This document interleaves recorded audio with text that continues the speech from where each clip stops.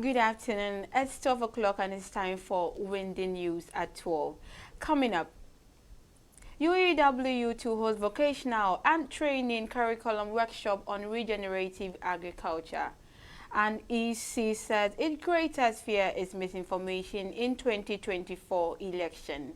And on the international arena, Trump picks Elon Musk to advise on how to dismantle bureaucracy. This and many more we have coming your way in the bulletin.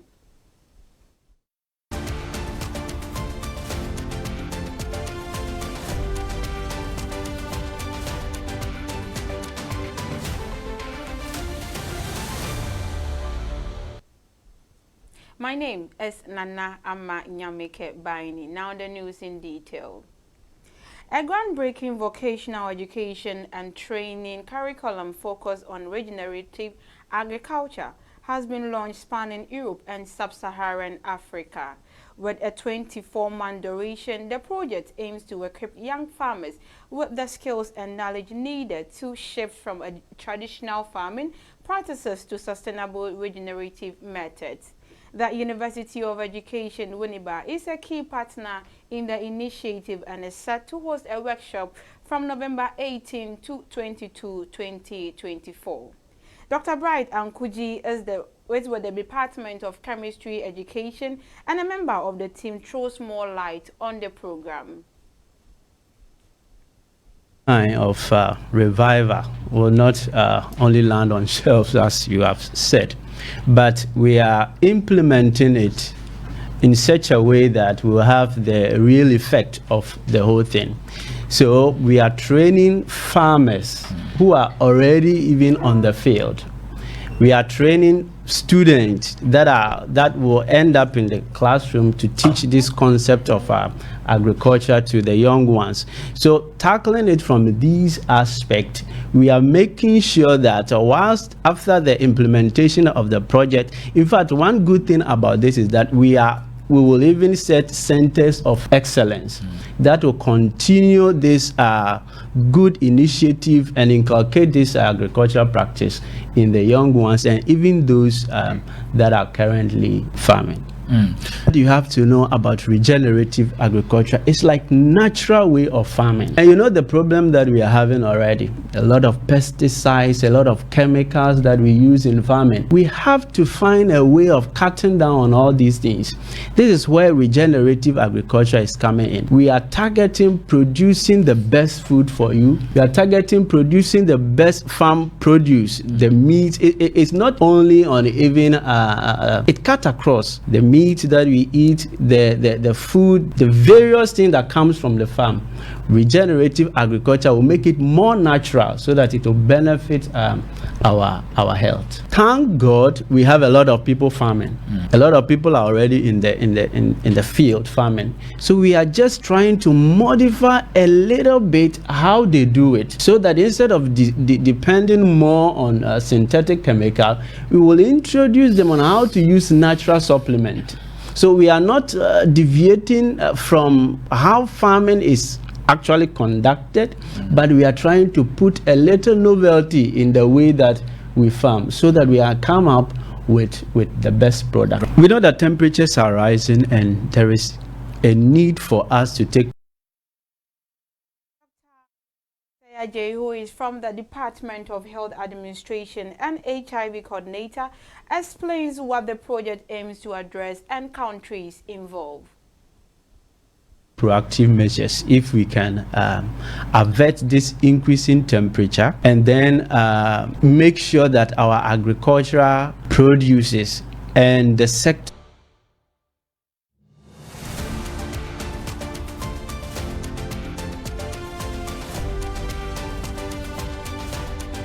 Asia, Germany, and Estonia from Europe. But when you come to Africa, Sub-Saharan Africa, we're looking at Ghana, Kenya, and Tanzania. Now, the point is this. By bringing together these diverse regions, the project aims to address pressing challenges such as the soil degradation, biodiversity loss, and climate vulnerability.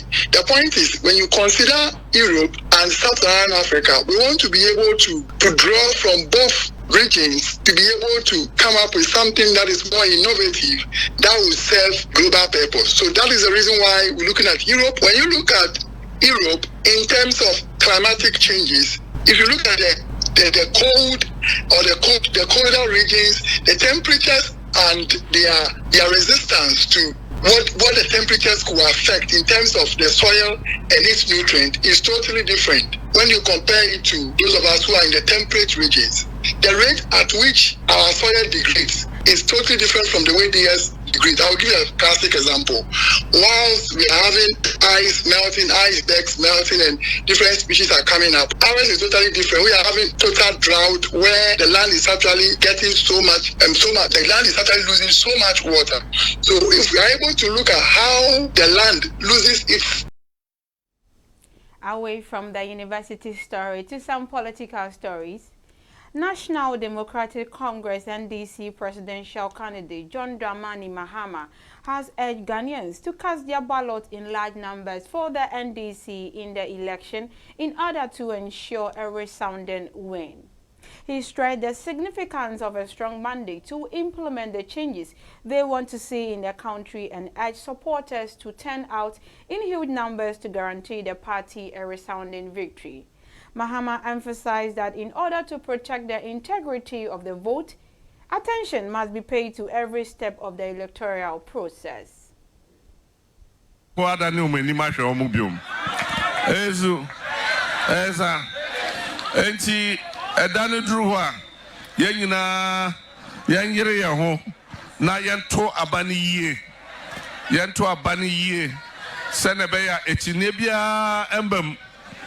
If you say it's neighbor more, and your Becca say, oh, and your mofan court, you name say court so, almost the omocron for your home, ma. Auntie, I was said, yet to a banu boom, boom, boom, boom, boom. Net Dawson, send a bear, almost has a almost court, a coy bibia, Yampesia court. And this is for na. A bad way, one touch, you better win it our police station.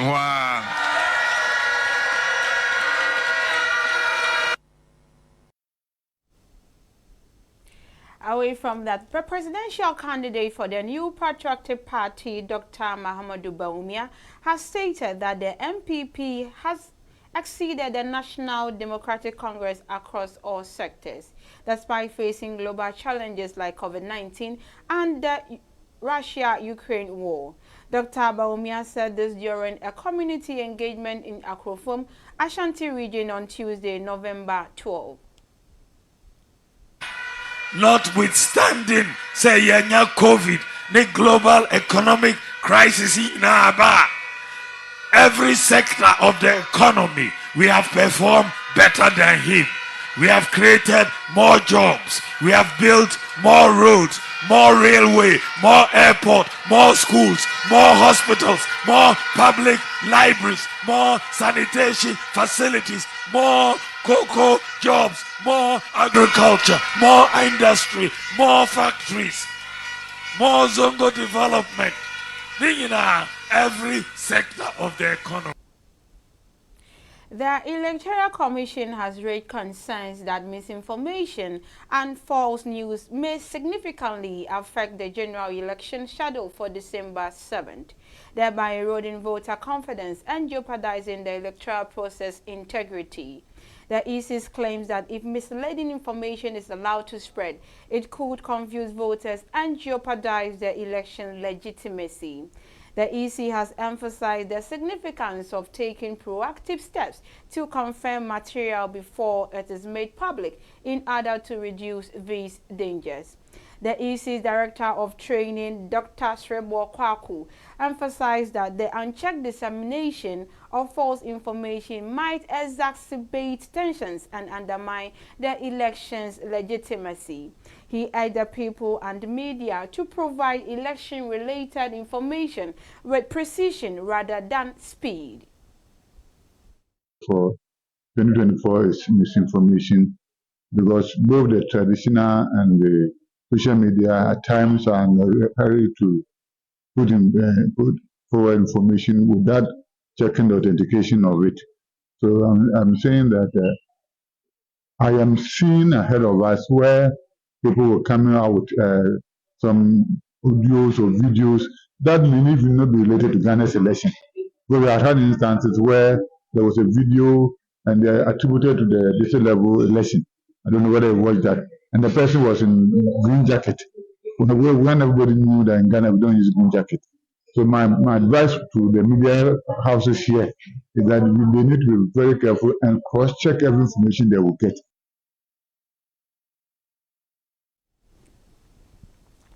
The National Labour Commission has instructed the workers of the Ghana Highway Authority to halt their current strike. On Tuesday, November 12, 2024, the GHA employees began an indefinite strike in protest against the National Roads Authority Act 2024, Act 1118. The employees contended that the act, which aims to combine the GHA with the Department Feeder Roads and Department of Urban Roads, will increase bureaucratic inefficiency and diminish the authority's autonomy.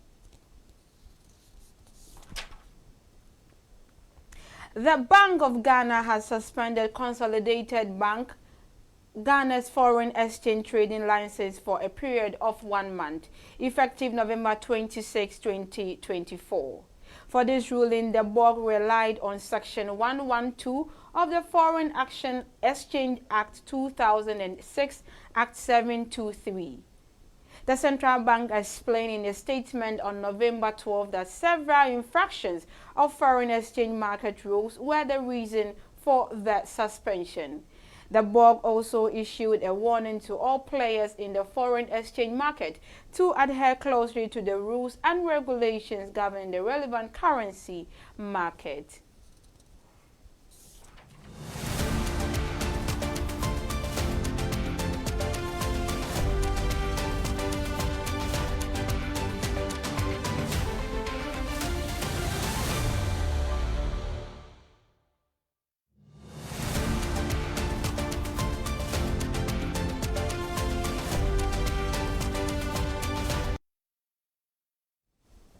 Right from the commercial break, we go to the international arena.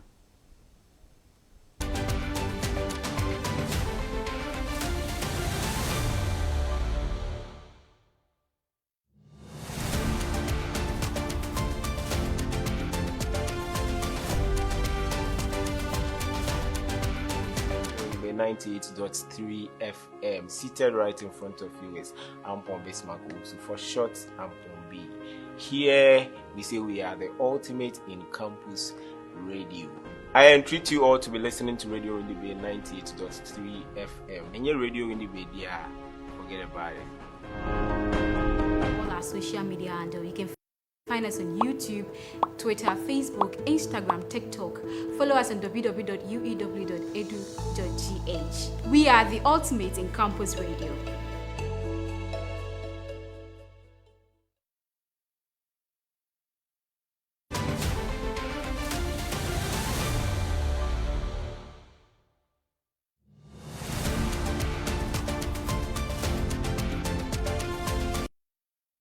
Welcome back from that short commercial break. Now to the international front.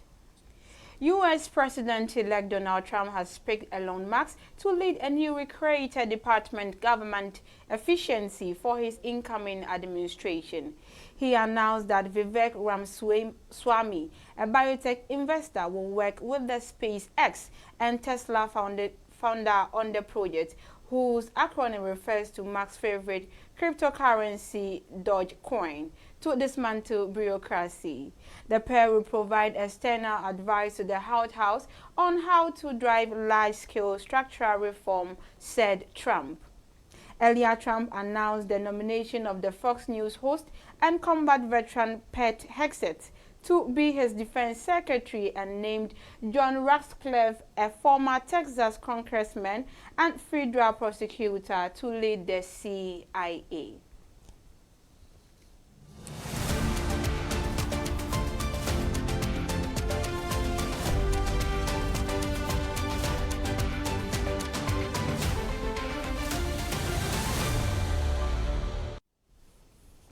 Before we end the news, a recap of the stories that made headlines. UEW to host vocational and training curriculum workshop on regenerative agriculture. EC says its greatest fear is misinformation in 2024 election. And on the international front, Trump picks Elon Musk to advise on how to dismantle bureaucracy. And that will be all for today's Windy News at 12. My name is Nana Amma Inyameke Barry. Thank you for doing the listening and do have a good afternoon.